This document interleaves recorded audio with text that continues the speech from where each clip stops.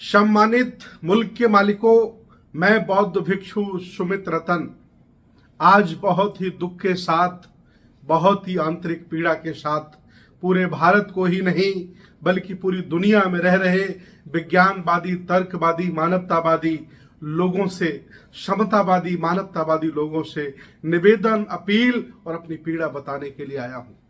आज मैं आप सभी लोगों का ध्यान आकर्षित करना चाहता हूं मणिपुर हिंसा की तरफ। मैं पूछना चाहता हूं कि संविधान के भारत में, स्वतंत्र भारत में आखिर ऐसा क्यों हो रहा है? आखिर इसका जिम्मेदार कौन है? मैं अपने भारत की गरिमा पर गर्व करता हूं।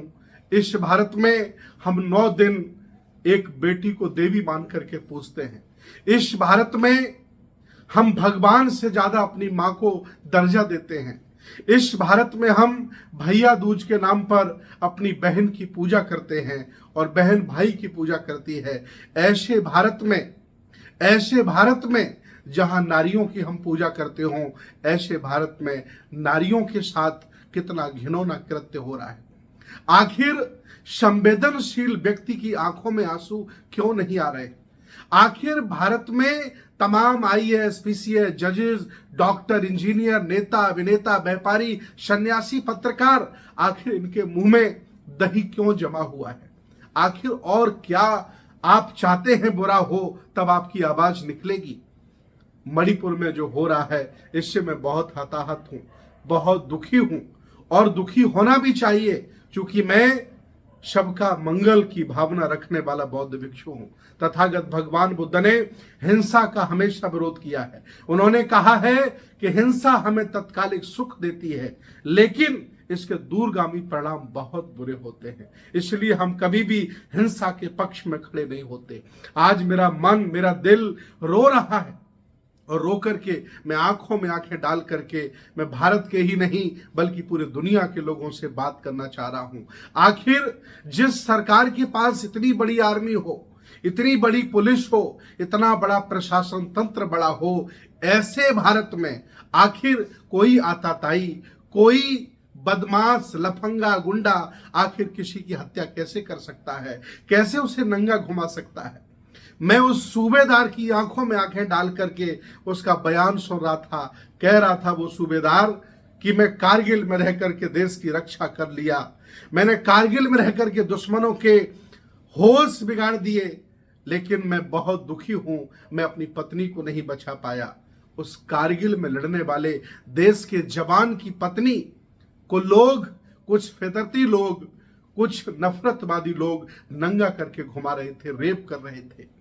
मेरा अंदेशा है, अभी नेट बंद है मणिपुर में, जब नेट खुलेगा तो आपको पता चलेगा कि लाखों लोग बेकसूर मार दिए गए होंगे, उनके घरों में आग लगा दी गई होगी।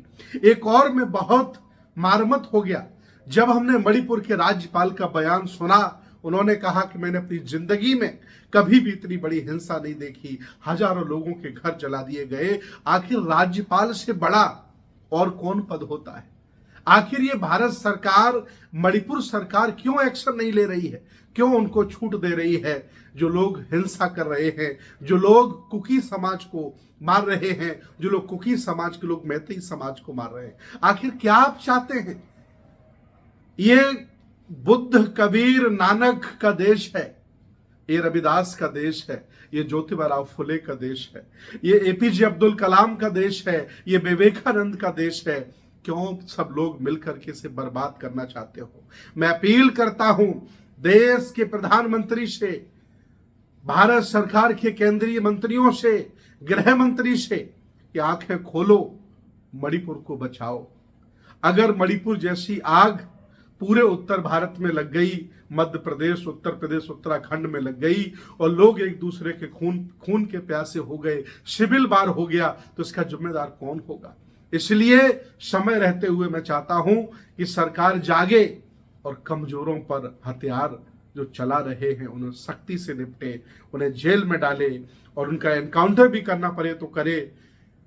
उत्तर प्रदेश में छोटी सी घटनाएं हो जाती हैं, आप घर गिरा देते हैं, बुलडोजर चला देते हैं, मणिपुर में लाखों लोग आपने मार दिए, आपके सहयोग से मारे गए। आखिर उनके घर कब आप उजाड़ेंगे? कब आप उन लोगों से बदला लेंगे जिन्होंने मणिपुर का दिल मन तार तार किया है? आज मैं दावे के साथ कहता हूं कि भारत विश्व गुरु था, भारत ने बहुत कुछ पूरी दुनिया को सिखाया है, लेकिन आज पूरे ईसाई जगत में, पूरे इस्लाम जगत में, बौद्ध जगत में भारत के आताताई शासकों की निंदा हो रही है। हर जगह पूरी दुनिया में सबसे ज्यादा ईसाई लोग रहते हैं और कुकी ईसाई हो चुके हैं। वह कॉन्वेंट स्कूल में पढ़ते हैं, वह ईसाई धर्म का पालन करते हैं, उनको जानबूझ करके टारगेट किया जा रहा है, चर्चों में आग लगाई जा रही है, घर आग के हवाले किए जा रहे हैं। आखिर ऐसा क्यों? ये मेरा भारत अलग अलग रंगों का बगीचा है। नफरत करने वालों, ये मेरा भारत अलग अलग रंगों का बगीचा है, ये उपवन है, इसे अलग अलग रंगों का बना रहने दो, आप इसे मत उजाड़ो। जितना लूटना था आपने लूट लिया, जितना विदेश में आपको धन भेजना था भेज दिया, अब कुछ बचा नहीं है, बस पेड़ पौधे बचे हैं और आदमी की मेहनत और ये पहाड़ बचे हैं। कम से कम इनको बना रहने दो। आपको अच्छा नहीं लगता ये भारत, आप भी भारत की नागरिकता छोड़ करके विदेश में शिफ्ट हो जाओ, लेकिन और मेरे भारत को मत उजाड़ो। मैं बहुत बहुत अपील करता हूं। आज मैं बहुत दुखी हूं, मार्फत हूं, मैं रोज वीडियो देखता हूं, मेरा दिल दुखी हो जाता, मन दुखी हो जाता है। आखिर मैं क्या करूं?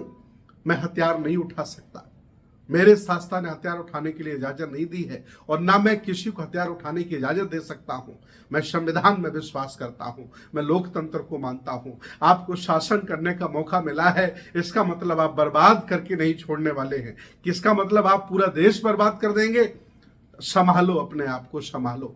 इतिहास जब लिखा जाएगा तो आपको बहादुर नहीं बल्कि कायर और कमजोर शासक के तौर पर लिखा जाएगा, बहादुर नहीं लिखा जाएगा। इसलिए मैं अपील करता हूं सभी मानवतावादी लोगों से, समानतावादी लोगों से, विज्ञानवादी और संविधानवादी लोगों से कि खुल करके पूरे देश में शांति प्रदर्शन किए जाएं, कैंडल मार्च निकाले जाएं, डीएम को ज्ञापन लिखा जाए, राज्यपाल को ज्ञापन लिखा जाए और एक चर्चा की जाए पूरे देश में कि मणिपुर में जो हुआ वो बहुत बुरा हुआ और जिन्होंने ये किया है उनके साथ भी बुरा होना चाहिए।